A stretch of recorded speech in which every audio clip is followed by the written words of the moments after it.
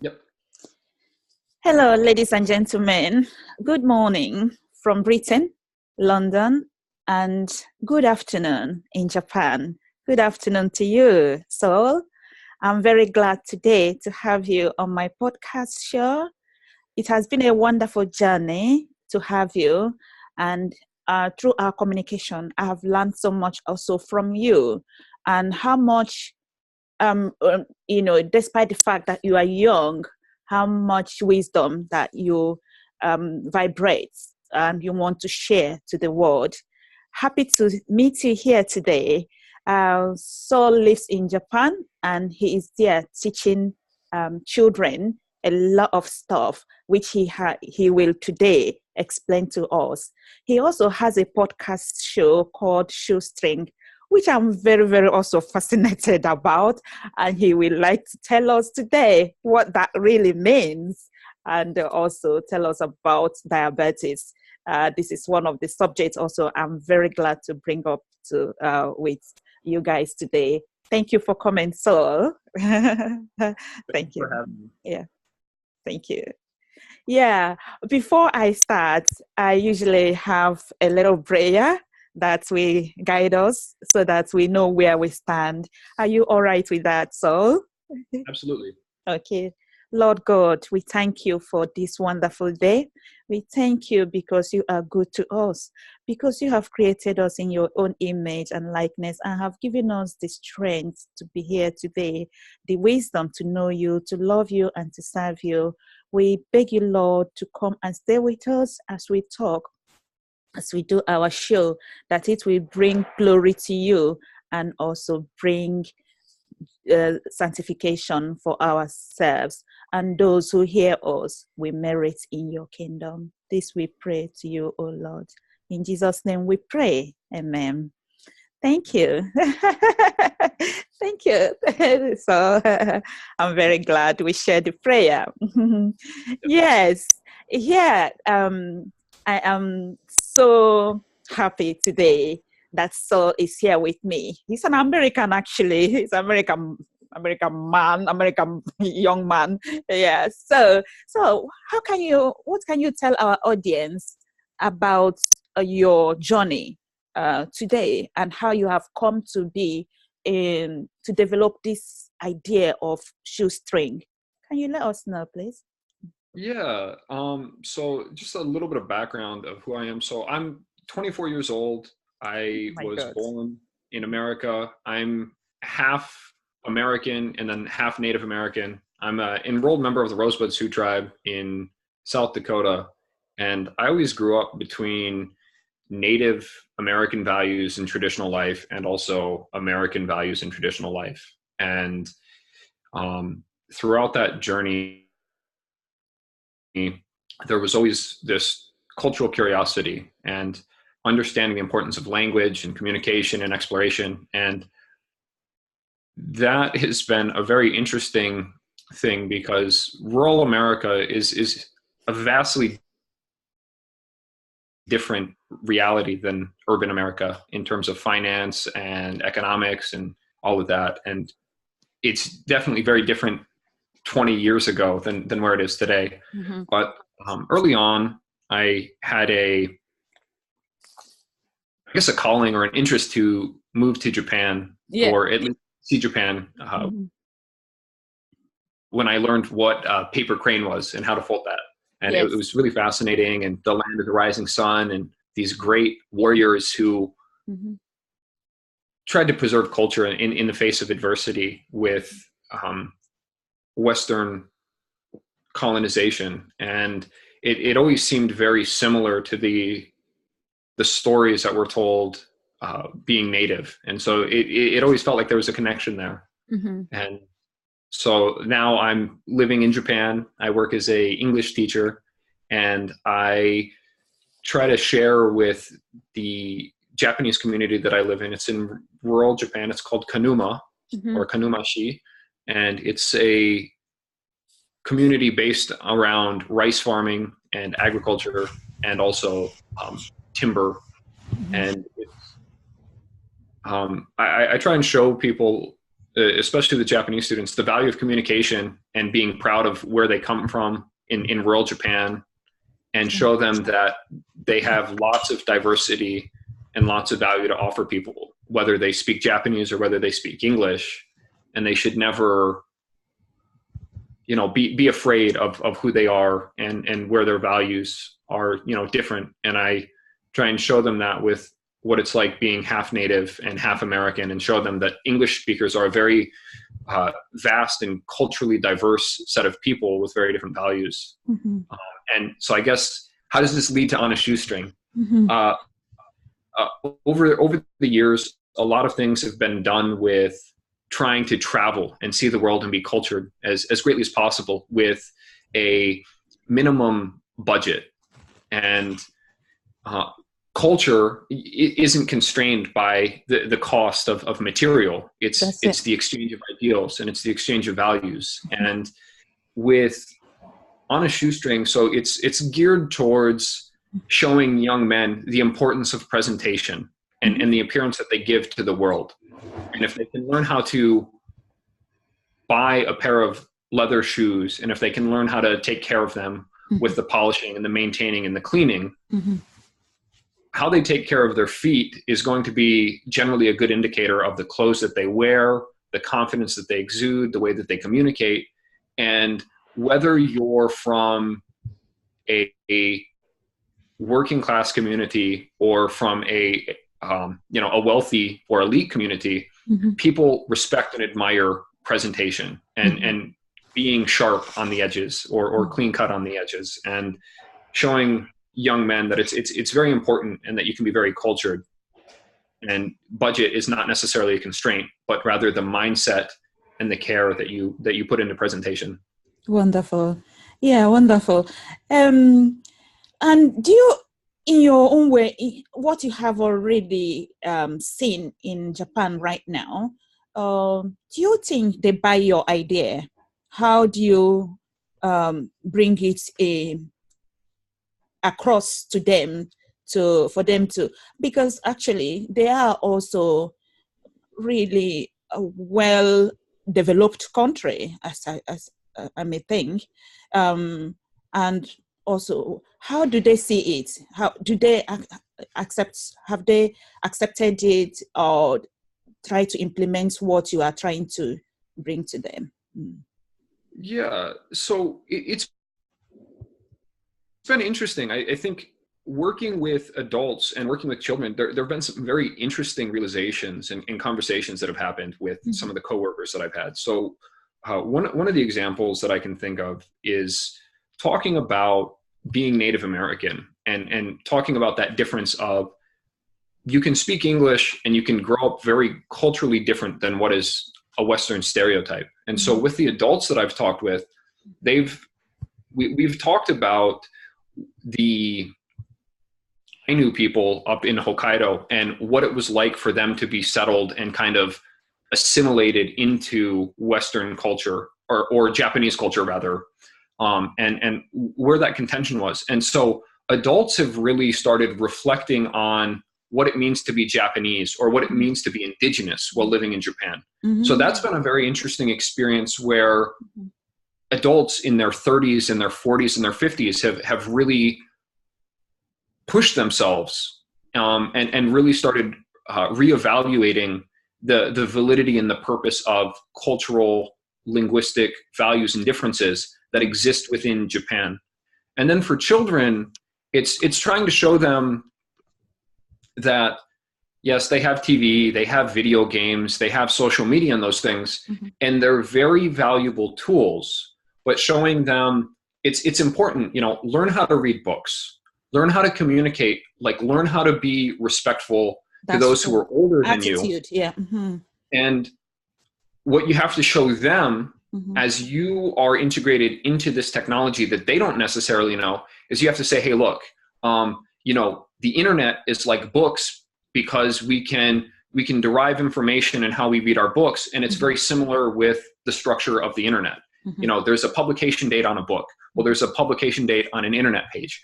There's your introduction in your writing. There's an introduction on a web page, and show them look, all we've done is we've taken the physical format and we've made it digital. We've taken storytelling from an oral tradition to putting it onto a disc. We still have music, there's still art, there's still culture, there's still creativity in a video game, but it's something that can be exchanged across the world and across languages in ways not limited to conversation. And then especially up here in rural Japan, where I'm from, they have a lot of strawberry farming, they have rice farming, and then they have cedar lumber with the forestry industry here. And so there are so many things that Americans or other Westerners who come to Japan, they don't necessarily think about with Japanese people. People say like, oh, you've got, Tokyo is amazing, Kyoto is amazing, Osaka is amazing. Like, I love the temples, I love the shrines. Well, that's only a very surface meaning of what it is to be Japanese. Like, what is it like to be a rice farmer? What is it like to be surrounded by gray herons? What is it like to have working class values, but be an English language speaker? Like, how does English make you a better Japanese person? If you can ask Americans that, or you can ask other English speakers, oh, where are you from? Oh, where are you from in that state? Or, in that country? Oh, what do you do? Oh, you're a teacher. So how does teaching make you a better American? Or how does being a businessman make you a better, like, those are the challenging questions, and those are the values that you should be asking in English and answering when you're having conversations. And not only that, like, think about that in Japanese, because it's an absolute push every day to try and share that information.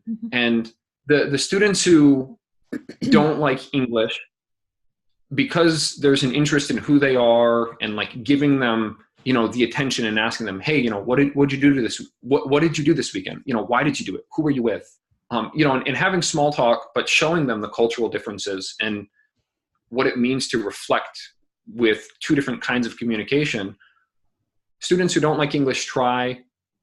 Students who think English is so, they do try and speak. And students who love English have often tried to take it to the next level. They're trying to share music and culture and communication and laughter and experience. And it's like, even the students who say, I don't like English, that's great. English is just a different way of communicating. And I respect that, and I say, sometimes it's hard for me to learn Japanese. Sometimes it's hard for me to go out and speak a second language. And it is frustrating sometimes. And that's just life. That's it. Yeah. Well, you have explained that so beautifully. And I think it is something that, very unique. And it sounds, simple, but it's like it's a common thing. But really, we don't think deeply about all these things. And now you are bringing it up. That will arouse a lot of attention and a lot of people, saying, oh, really, these things we are taking for granted. It's not really how it is. Taking it in a different and positive way, trying to make meaning and trying to, see what they can, use it for the good of the other. Yes. Actually, what motivates you into this as a young man, 24 years old, leaving your family and going all the way to Japan? What is your motivation? So I guess, there are a lot of things. I mean, from the Native American background, the Lakota, and then I grew up with my grandfather who's Cheyenne. They were nomadic horse riders, and they, from documentation that goes from, the 1600s to the 1890s, Cheyenne and Lakota people were spotted from the Great Lakes region and like the border of Canada all the way down into the southwestern states doing trade. And like, they were very nomadic, and they had very sophisticated structure and order and things like that. And the best way to, metaphorically live a nomadic lifestyle, I think, is to travel. And there's always those stories of rite of passage and growth and development and bringing something back. And for that nomadic metaphor, coming to the land of the rising sun, there's some cultural connections there. So in Cheyenne, I have a name, and it's Esha Ometz, which has two meanings, and it's rising sun or sunwalker. And so being in the land of the rising sun, being rising sun in the indigenous community that I come from, and even in English, so my name's Sol, it's Latin for sun, right? Yes. So the symbol of the sun has, although it's not necessarily, scientifically driven or very like logical driven, right? There's a symbol. And in searching for that meaning of what it means to be a human, like there's a story of like why my parents gave me a name, why I have a certain indigenous name. And like looking, obviously cultures all around the world revere and respect the sun. So, virtually any culture I could have went to, but I think, one of the other big things that kind of motivates, beyond culture and that sense of identity is I always had, for teaching and culture and everything, my mother and my grandmother and my great grandmother always talked about love being like one of the biggest things that you could exude and give to people. And love comes in many shapes and forms, but if you're honest, if you're genuine, and you are respectful of difference, and people feel that presence, the pursuit and the opportunity and the passion that you can have to grow and develop and be grateful for everything you have in the world is just all the more open to you.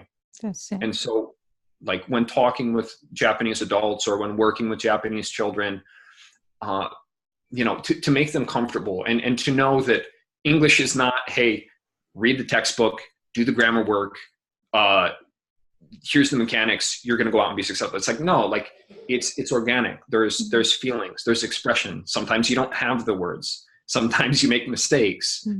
And, I show them that with like my Japanese, like I can listen and I can understand a lot of Japanese, but when it comes to me speaking and expressing myself, I don't necessarily know all of the tenses, or I don't necessarily know the different polite forms. Like I kind of know, like I know when people are speaking, I know what's polite and I know what's impolite. I know kind of how to change some of the suffixes of words and make them polite. But there's a huge challenge for me right now. And, like being able to listen and learn versus being able to like truly communicate. Like you can listen and understand a lot of things. But to communicate is like, that's the hardest thing. And I think if people know that you're honest and you're kind and there's good intention, there's a lot more ease that comes back here. Yeah, wonderful. So wonderful. The rising sun. I'm so happy you that as well. I didn't know that. Yes, and I believe not only me, so many people did not know. Yes. Okay. Yeah, I know you are there and you are happy being there. What are the challenges you are encountering as a foreigner in that country? If there are, what are they? So like, one of the first challenges is just, I live in an apartment by myself, and it's really hard sometimes to have to go out and predominantly speak in Japanese and communicate in Japanese. And it's very hard to not be around Anglophones and have the physical contact and that time with people. I think being away from family is also another really big thing. And being 24, it's I think one of the hardest things is like knowing that I came from two cultures. And like what that is, and like knowing 24 is kind of an age where you start to decide, whether you want to have a relationship and how you want to have your families and kind of what your values are. And I think for the challenges in Japan, social relationships is a very, very peculiar thing, because I feel like, you can have polite discussion with a lot of people, but I like making like real friends that you can go hang out with every, Friday and Saturday, and go out and go hiking or go to the movies or, go swimming or like whatever it is. That's been a really strange thing where sometimes people seem like they're interested in hanging out, and then like it's just kind of silent for 3 months. Yeah, and, they withdraw. Yeah. And I mean, I think, part of that is, the internet, I understand, people have lives and stuff like that, but being an English speaker without any, kind of like consistency, it's really difficult to try and immerse and assimilate linguistically and culturally understand what's always going on. And so to understand a lot of things, a lot of it's, watching stuff on the internet, listening to Japanese on the internet, and like trying to search through and find stuff. And the day-to-day communication that you have with people, a lot of it is just kind of like basic, are your needs met? Are you content? Are you happy? And it's really hard, like, because even like, I don't necessarily have the philosophical and the abstract cultural understanding of the language yet to really get into that same kind of passionate communication that can happen in English. And so it's really weird to kind of slowly be growing in language, but not have access to that yet. Yeah. Do you feel that shoestring is something that, how are you going to develop it down there? Is there any way out? What is the future? How does the future look like?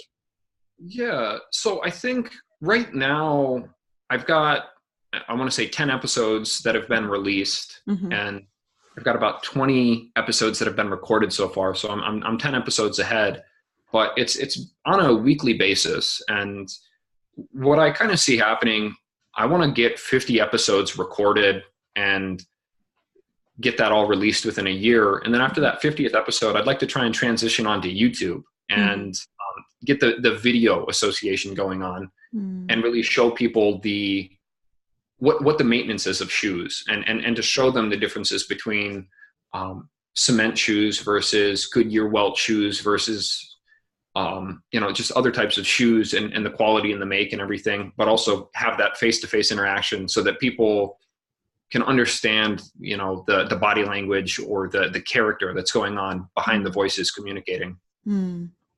And I think it's going to predominantly be an English language run podcast. And in the future, there might be a spin-off of Japanese on a shoestring, but I think that it would be kind of kept a little bit separate than what the predominant English podcast is right now. Okay. Do you think maybe in the future,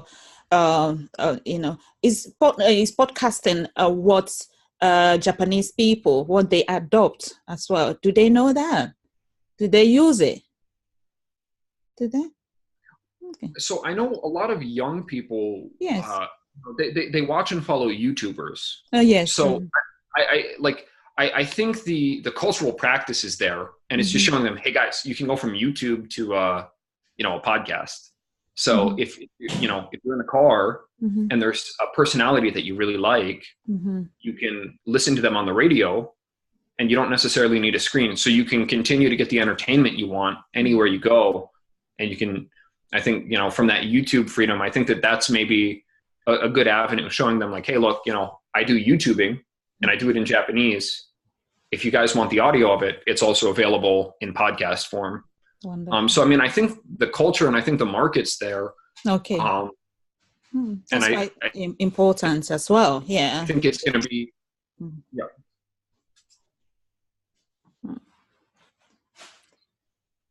Hello? Can you hear me? Yeah. It's from my side. The internet is not very stable here. I think because I'm in the hospital Okay. recording this, so it's a little bit shaky. Yeah. Okay. Okay. So as you mentioned, in our introduction, and as we have been talking, we have been interested in about hospitals, the health and of our people, and how we can improve the life of our people. Today also, as we have mentioned earlier, we're going to talk about diabetes. I just want to see it in both ways, to compare it in African level, see it in African way, and see it in Western life. So how do you see the diabetes and people suffering from diabetes, and what are your experiences in that form? So that's a really good question. I think with maybe the growing up in America, it's always been really interesting because on the reservation and in the Native American communities that I've grown up around, one of the big things that was very common is diabetes. And it's looking at some of the recent statistics and stuff that's available online is reservations. And I know, especially on the Northern Cheyenne Reservation, diabetes is about 230% times, or more prevalent than the national average. And so I definitely know my grandparents had type 2 diabetes, both of them, and I think a lot of it comes from the lifestyle that's just so easily available. Growing up when they were in their 40s, their mid 40s, their late 40s, I remember they would go buy like a quart of Coca-Cola and they would drink a quart of Coca-Cola, and so and that was just normal. And then the community that we lived in, it was a coal mining community. So there wasn't really like classy, well-cultured food. It was, you go down to the gas station, you grab your greasy chicken wings or whatever, you grab your Coke, you eat that, and that's your meal. If you want to go out, you go get, you go down to the bowling alley and you're going to get burgers with some fries, and, everything's going to, be, deep fried and, cooked on the grill. And that's what was predominantly available. Yes. In terms of, and it was cheap. And oftentimes it was cheaper than preparing fresh fruits and vegetables and going through the time in the process, being on a 40-hour work week hustle plus whatever other part-time gigs needed to happen to make the finance happen for rent or taking care of grandchildren or kids or whatnot. And I think that the reservation and Indian country, as it's referred to in America, it's a very kind of pandemic kind of thing, where there is a gas station. You can get a lot of the fast food, but there's not really restaurants available on the reservation. And so there's that. And then to go get food, it's a lot easier to go shopping because it's about 150 miles away. The big shopping area in society is about 150 miles away from the reservation. So it takes 2.5, 3 hours to go drive to town.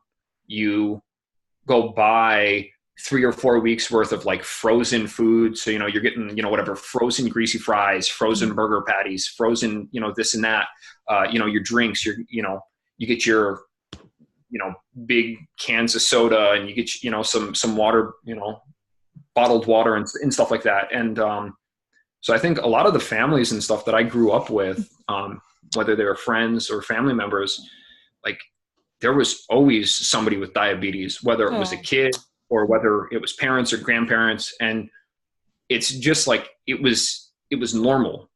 And then you go to the hospital and you would get your insulin shots, and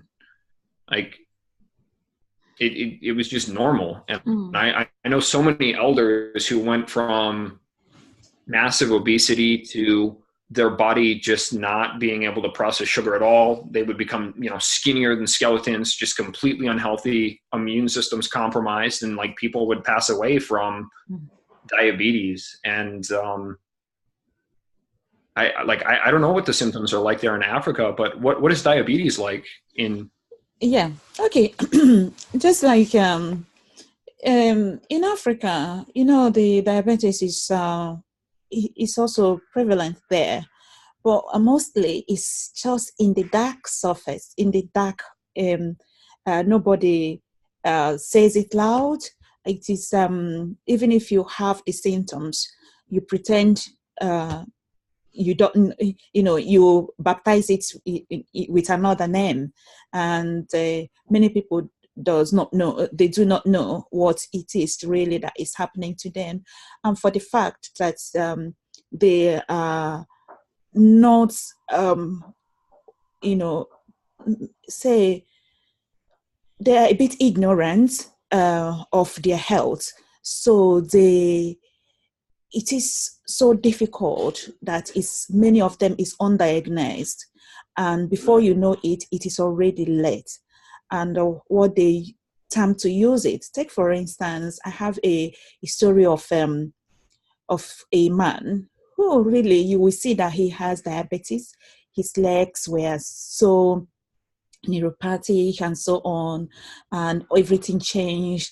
There's nothing. I just took this gentleman to one of the local clinic, and we did the sugar level, and the lab shows that he's got diabetes and so on. He refused to admit that he has diabetes, and eventually that leg was never, he in fact he died due to multiple infections that came through the everything that diabetes brings, leg ulcers. Sometimes they said people has poisoned them because this didn't come from that. It is one of their neighbors or somebody they've quarreled with, or they have trauma with. So they say they think, oh, this person has hates me and has poisoned me, and therefore, and that person would be also, some people will agree with this person, and hatred and everything will start to surface. So there are a lot of things. There are also many things that causes diabetes in that country, especially the food we eat. So, take for instance, sometimes like cassava, if it is not well processed, it tends to attack the pancreas. It tends to, and that builds up the inulin, and it cannot, the sugar level cannot be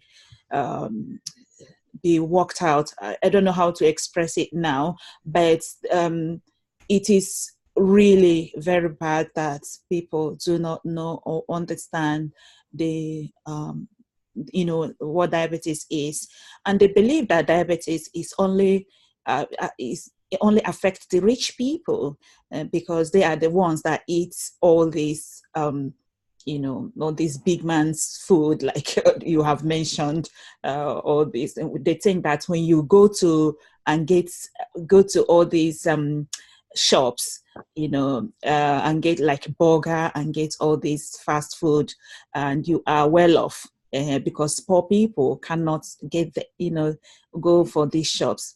So these are the things that I see that happens in Africa. And I did, during my time, I think in years back, I did write about diabetes in Africa, and which I was happy to look at. Anyway, yeah. Also, here in Europe, there are quite a lot of people that are suffering from diabetes, and very many complications. It comes with so many complications. Some of them are, genetic, as you said, and or some of them are man-induced due to lifestyle. So these are the things. I have internet problem here. So, but yeah, that's the thing. The thing we have to look at is the ability to call these people.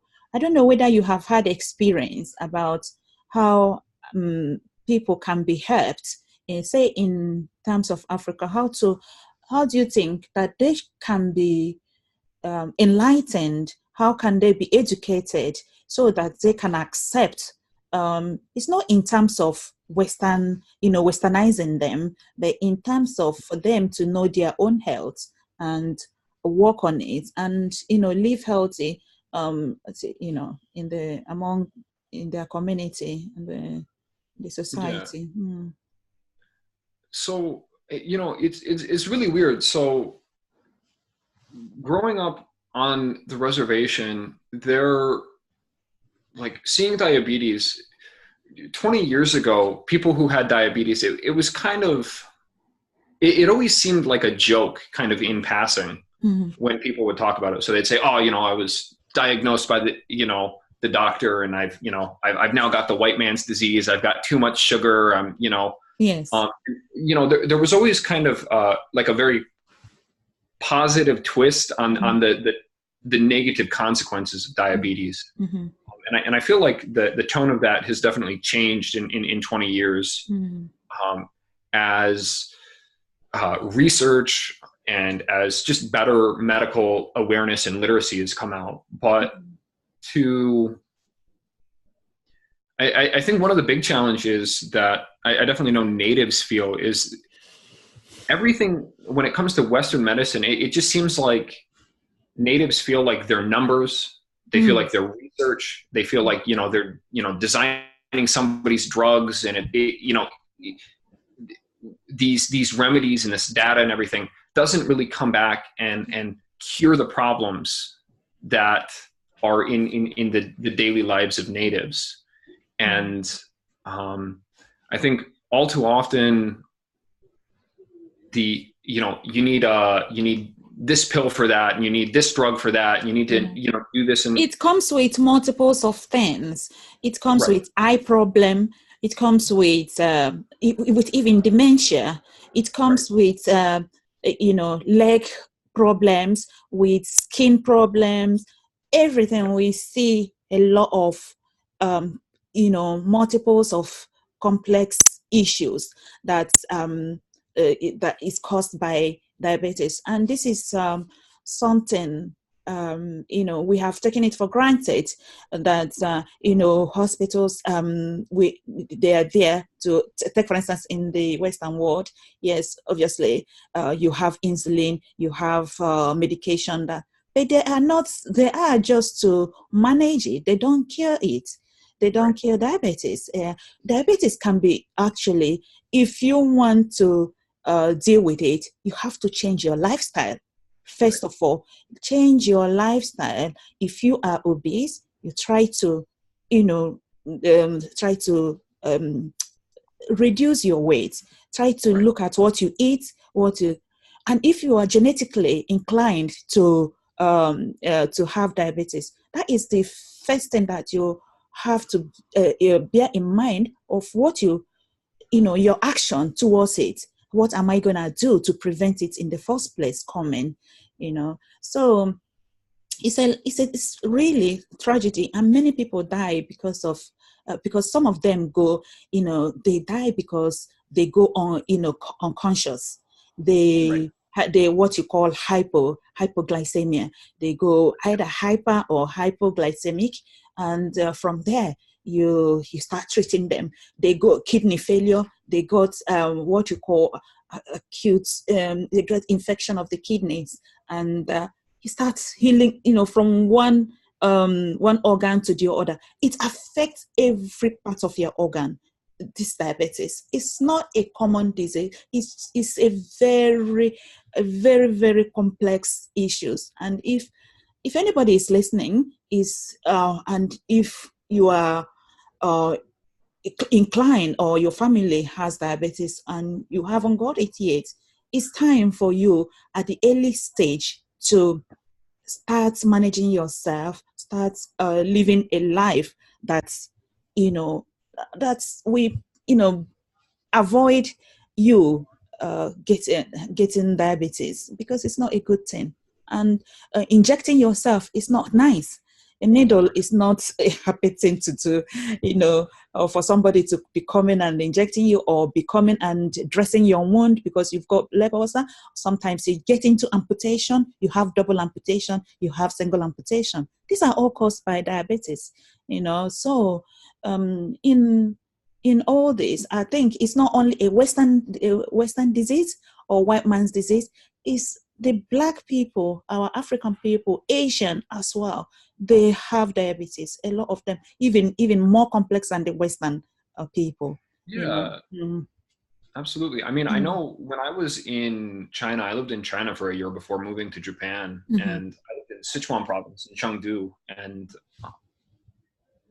I mean, it was amazing to be studying the obesity there. And I mean, it's amazing because I think maybe statistically speaking, China doesn't necessarily have a higher percentage rate of obese people than, say, America. But because of the population, there are actually more obese people in China than like in many other regions of the world. And that's and I think, processed food, I think, is part of it. I think, and I think there are a lot of things, and, I'm definitely not qualified to speak on them at a medical level. But I know with conversations with my mother, I mean, I think that there are a lot of things. I mean, I think when you do, industrial change, like when you are in an environment that was like very naturally based, very agricultural, very work intensive based, and you slap down asphalt and you have all these crazy new chemicals that a body's being exposed to. When you build massive coal factories and these power plants that are, sustaining a population of 20 million, and you've got, you take into account like air pollution, all this new chemical exposure, you've got like all these new plastics, all these synthetics, all of these crazy things. Like there's so much going on for an immune system. And like, honestly, I mean, this the post-industrial age, as we understand it today, really seems to be like a post-World War II thing. But for a lot of these developing nations, like, I mean, they didn't start in the 1940s. I mean, like China really started in, the late 1970s, early 1980s for its advancement. And it's like in 40 years, they've got like just as much or more challenges with the medical implications of diabetes and feeding people and all of this. And I think like sometimes I think part of it is, the food and all of this processed stuff. I think some of it is also the, like what you're exposed to. Because I know like my mother says a lot of the new industrial chemicals and like all of this stuff, like there's just so much that shock on the body that when you start to take in processed foods and all sorts of like environmental things into account, like the body is, it's trying to regulate sugar, and it's using insulin, and it does a great job. But when you start to throw in like, the effects of other chemicals as well as the body trying to regulate itself, like not, the symptoms of diabetes, like they can be much more complicated than just dealing with like weight loss or sweating or finding dizziness, or there are a lot of things that comes with it. Night sweats as well, a lot of symptoms, so yeah. But there's one thing that comes into my mind, and I want to ask you this. Shoestring is the ability to live with your limited resources. Is that correct? Right. So yes, if it's what I understood by shoestring, and a lot of people are not well off. How do you think this will, in terms of their health? What I'm thinking here is, because people do not have, they tend to go for the cheaper level. So what is your advice or your take about this? So, I mean, I think that there are a lot of things. I think first, life, I don't think life can be quantified off of a material sense of well-being. Like, I don't think quantity Mhm. necessarily defines the success that you have, or, or looking at somebody who's got more material than you doesn't necessarily define them as more successful or healthier than you. I And love so, that. That's correct. Yeah. Mhm. and I think sometimes by having less material, but maybe higher quality material, or, Mhm. maybe less food. So maybe experiencing a little bit of hunger, but Mhm. having more nutrient dense food, Mhm. or, by, exercising, a little bit more every day to offset, the amount of calories, or whatever it is, for Mhm. going from a sedentary lifestyle to a slightly active lifestyle, and, Mhm. like experiencing not just comfort, Mhm. but knowing that a little bit of uncomfort and a little bit more change and dynamic Mhm. experience in, the physical exertion that you have, the, always feeling full, like those are not necessarily indicators of a quality life. And so understanding, like, manage your nutrients, make sure you're getting enough, calories, exercise, like, we're human beings, like we're animals, like, the fact that we can, like, just go run for 30 Mhm. miles, Mhm. if we're conditioned for that, like, like it's nuts. Animals can't, compete with that, Yes. and, That makes sense, though. That makes sense. Yeah. but, like, recognize that, and, like, you know, don't subscribe to having the most ice cream, or, the most burgers, or the most fries, or, whatever it is. Like, Yes. maybe a bag of apples instead Mhm. of 20 burgers is actually a better, compromise Mhm. for your health and the nutrients, and, just using, the digestive system in the entire body for, what it is. Mm. I think it makes sense to me. I think, yeah, it is a better way. Quantity does not mean quality, and therefore, whatever you have, make sure it's of benefit. When you think of benefit to your health, or and your well-being, yes. Nobody says you shouldn't eat burger, but it's not like eating it every day. You can just have maybe once in 2 weeks, once in a month. Just as a little treat, if you want to use the word, and then make sure you drink a lot afterwards. So as to, because at the end of the day, you have to feel free to be live like a human being, and also a reasonable human being, and that's build yourself in a way of not to incur illness or by yourself, but to transform yourself in and live in a good way, unhealthy way. Thank you Yeah. so much. So I'm so happy that we have shared this talk and conversation today. One of the things also I want to ask, I know you have a lot of qualities in you, beautiful qualities and values you cherish. But I only ask for three. What are the three Great. qualities, only three, you value in your life? And this is what uh, you also like to encourage or want others to share with you? So I think probably, like, love is probably the most important quality, right? So that'd be number one. Yes. Um, I think number two, I think listening Mhm. is a really important quality. And I think listening comes in a couple of different ways with the world that we live in. I think one, listening to people when they talk, Mhm. taking the time to read and do research, whether it's books or the internet today, because, that's, another form of communication. Yes. And then I think the third thing that I think is absolutely important is knowing the culture that you come from, Mhm.